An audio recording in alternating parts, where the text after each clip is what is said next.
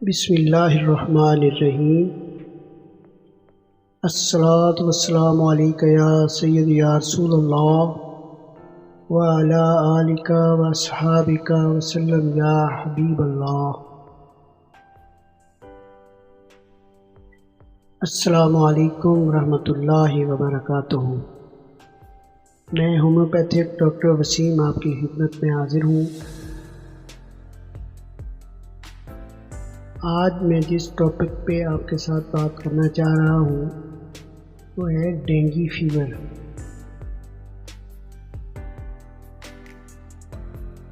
Dengue fever کیا ہوتا ہے، اس کے پھیلنے کی وجوہات کیا ہوتی ہیں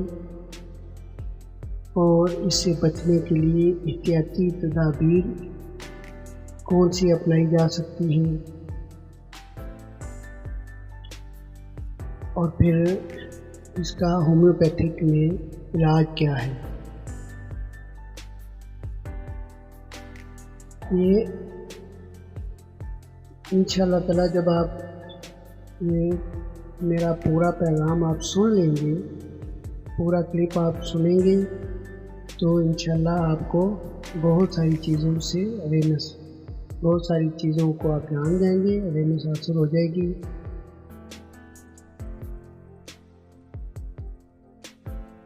اس لیے میری گزارش ہے کہ آپ یہ کلپ پورا سن لیجیے گا، اور اگر چینل سبسکرائب نہیں کیا تو وہ بھی پلیز کر لیں۔ سب سے پہلے تو دیکھنے کہ ڈینگی فیور ہوتا کیا ہے۔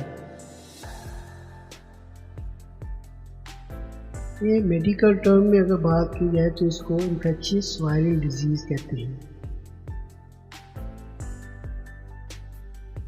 اور الحمدللہ باقی جتنے بھی طریقہ علاج ہیں جیسے ایلوپیتھی ہے، ان میں تو کوئی خاطر خواہ اس کی ٹریٹمنٹ نہیں ہوتی، مگر ہومیوپیتھی میں تو الحمدللہ بہت اچھا علاج موجود ہے۔ اب دیکھنا یہ ہے کہ یہ ڈینگی فیور ہوتا کیوں ہے۔ عام طور پہ یہ ہوتا ہے کہ ایک دو دن کے لیے فیور ہو گیا تو موسٹلی جو دیکھنے میں آتا ہے نا، وہ یہ ہوتا ہے کہ فوری طور پہ جاتے ہیں اپنے گلی محلے میں جو عطائی بیٹھے ہوتے ہیں ان سے جا کے انجیکشن لگوا لیتے ہیں۔ تو جب انجیکشن لگوا لیتے ہیں تو 2-3-4 دن تک افاقہ رہتا ہے، بخار ٹھیک رہتا ہے، اور اس کے بعد پھر بخار ہونا شروع ہو جاتا ہے۔ تو لامحالہ ذہن میں یہی آتا ہے کہ پہلے جہاں سے میں نے انجیکشن لگوایا تھا فوراً پھر ادھر ہی گیا، تو مریض بھاگا پھر اپنی اسی عطائی کے پاس چلا جاتا ہے کہ ڈاکٹر صاحب مجھے تو پھر بخار ہو گیا ہے۔ وہ کہتے ہیں اچھا کوئی بات نہیں، میں انجیکشن ایک اور لگا دیتا ہوں، اب نہیں ہوگا۔ وہ پھر ایک انجیکشن لگا دیتے ہیں، 3-4 دن پھر گزر جاتے ہیں۔ اس طرح کر کے جب یہ 3-4 سائیکل ریپیٹ ہوتے ہیں تو پھر جا کے بخار تو اترتا نہیں ہے، وہ تو اسی طرح ہی ہوتا ہے، 3-4 دن انجیکشن کا اثر رہا، بخار اتر گیا، اور پھر ساتھ کے پلیٹلیٹس بھی کم ہوتے جاتے ہیں، کیونکہ شروع میں تشخیص ہوئی نہیں، صرف ایک ٹمپریچر کی بنیاد پہ انجیکشن دے دیا جاتا تھا، تو پلیٹلیٹس کے کم ہوتے جاتے ہیں۔ تو جب 3-4 سائیکل ریپیٹ کرتا ہے بندہ تو اس کے بعد جا کے پھر وہ جو ڈاکٹر حضرات ٹیکہ لگانے والے ہوتے ہیں، انجیکشن لگانے والے ہوتے ہیں، غلط دوائیاں دینے والے ہوتے ہیں، پھر جا کے ان کے بھی وہ آنکھیں کھلتی ہیں، ان کو بھی ہوش آ جاتا ہے، پھر وہ کہتے ہیں نہیں جی نہیں، لے جائیں اس کو نا، بس جلدی آپ ہاسپٹل پہنچائیں۔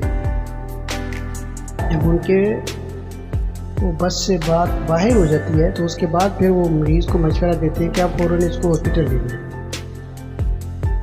تو اس وقت تک پلیٹلیٹس کے بہت زیادہ گر چکے ہوتے ہیں، تشویشناک حد تک گر چکے ہوتے ہیں، جس کو پھر سنبھالنا مشکل ہو جاتا ہے.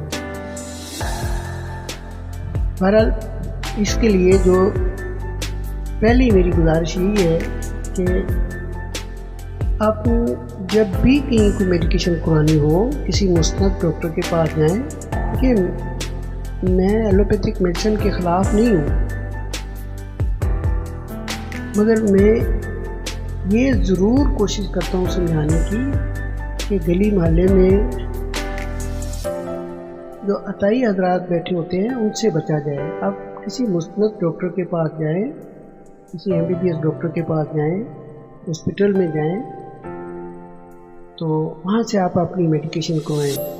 کم از کم یہ تو ہوگا نا کہ وہ لوگ جانتے بوجھتے ہوتے ہیں، سمجھدار ہوتے ہیں، ماشاءاللہ پڑھے لکھے ہوتے ہیں، وہ آپ کو غلط دوائی نہیں دیں گے جس سے آپ کا مرض خراب نہیں ہوگا. تو اس لیے آپ کسی مستند ڈاکٹر کے پاس جا کے اپنا علاج کروائیں.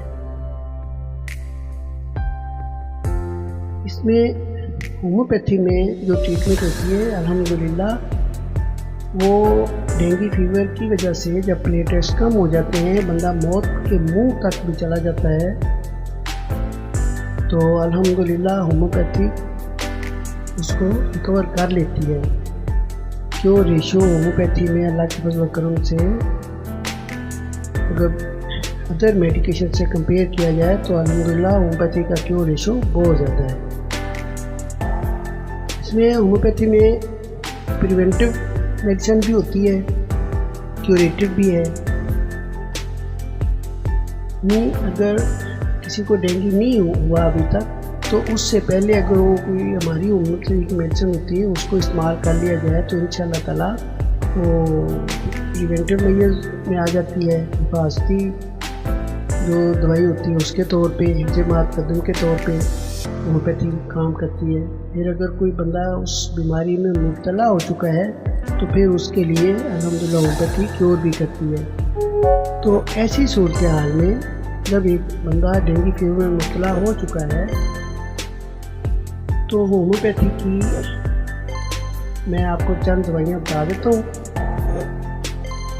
جو عام طور پہ استعمال کرتے ہیں. اس کے لیے ڈاکٹر حضرات اگر سن رہے ہیں تو میرا کلپ دیکھیں تو وہ تو الحمدللہ بخوبی جان جائیں گے کہ مٹیریا میڈیکا سے اس کو پھر وہ مزید کنسلٹ کر کے اس کو وہ پھر سمٹم ٹیلی کر لیں گے پیشنٹ کے ساتھ. کروٹیلس اوریڈس ایک میڈیسن ہوتی ہے ہومیوپیتھی میں، بہت اچھا کام کرتی ہے اس میں ڈینگی فیور میں. لیکسس دوائی ہے، اس کے بعد سیکل کار ہے، ملی فولیم ہے، ہیمامیلس ہے.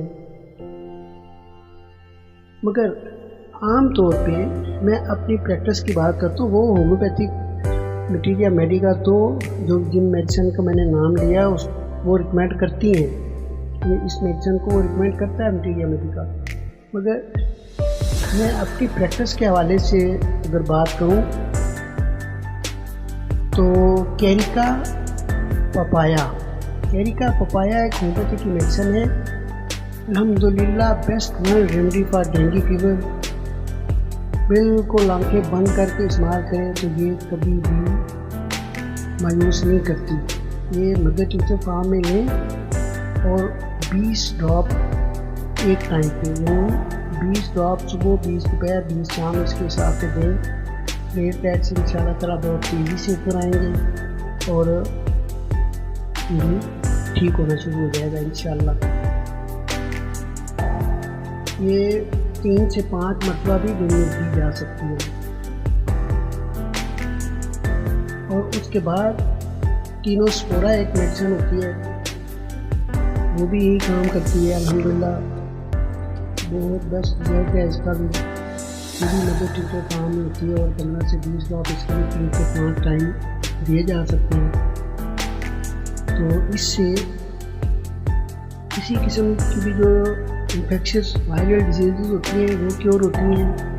یہاں تک کہ اس کی وجہ سے اگر ملیریا، ٹائیفائڈ اور ہیپیٹائٹس وغیرہ کا بھی اگر کوئی ڈاؤٹ ہو تو یہ الحمدللہ لیور کو بھی وہ پریپیئر کرتی ہے، تو وہ بھی ٹھیک کر دیتی ہے۔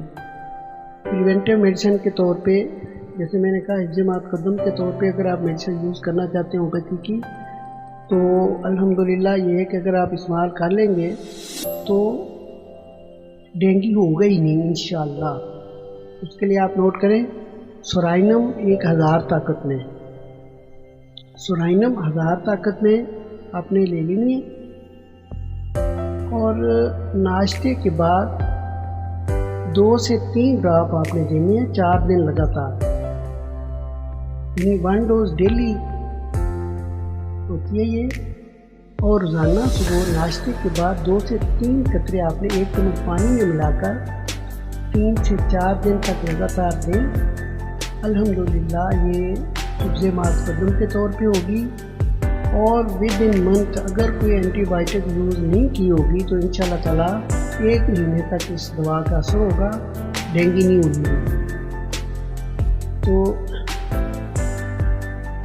اس کے لیے ایک اور بات جو ذہن نشین ہونی چاہیے کہ کوئی بھی میڈیسن اگر کسی مرض کو ٹھیک کرتی ہے وہ تو ایک الگ بات ہے، مگر اس کے ساتھ ساتھ کھانے پینے کا جو پرہیز ہوتا ہے نا، یہ تو ایک لازمی عمل ہے کہ میری دوائی کے اوپر ہی اکتفا نہیں کرنا چاہیے،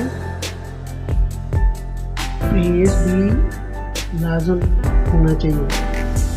تو ڈینگی فیور میں جو لوگ مبتلا ہو چکے ہوتے ہیں یا جو اس مرض میں مبتلا ہیں، جو اس کی ٹریٹمنٹ کرنا چاہتے ہیں ہومیوپیتھی کی، ان کے لیے یہ ہوتا ہے کسی قسم کی بھی شراب نوشی اس سے پرہیز کیا جائے، کنین کا یوز سخت منع ہے اس کے لیے، ترش ذائقہ والا کوئی بھی آئٹم ہو وہ منع ہے اس کے لیے، تیل گھی والی چیزیں ان سے پرہیز کیا جائے، تو اللہ کے فضل و کرم سے بہت جلد ٹھیک ہو جائیں گے۔ تو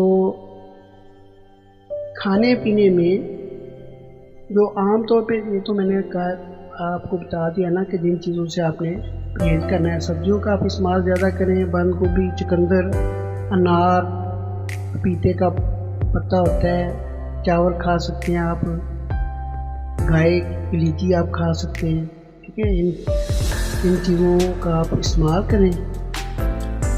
تو اللہ کے فضل و کرم سے ساتھ اگر آپ مزید کچھ ایڈ کرنا چاہیں تو وٹامن بی ہوتی ہے، وٹامن سی، کے اور ڈی، ان چیزوں کا استعمال کیا جا سکتا ہے، تو اللہ کے فضل و کرم سے آپ جلد ٹھیک ہو جائیں گے۔ اس ڈینگی کے حوالے سے جو میں نے گزارشات پیش کی ہیں، ان سے متعلق یا اس کے علاوہ کوئی بھی ہیلتھ ریلیٹڈ ایشو ہو، کوئی پرابلم ہو تو آپ مجھے فون کر سکتے ہیں۔ اپنے گھر والوں کا بہت خیال رکھیے گا، مجھے بھی دعا میں یاد رکھیے۔ اللہ ہم سب کا حامل ناصر ہو۔ السلام علیکم ورحمۃ اللہ وبرکاتہ۔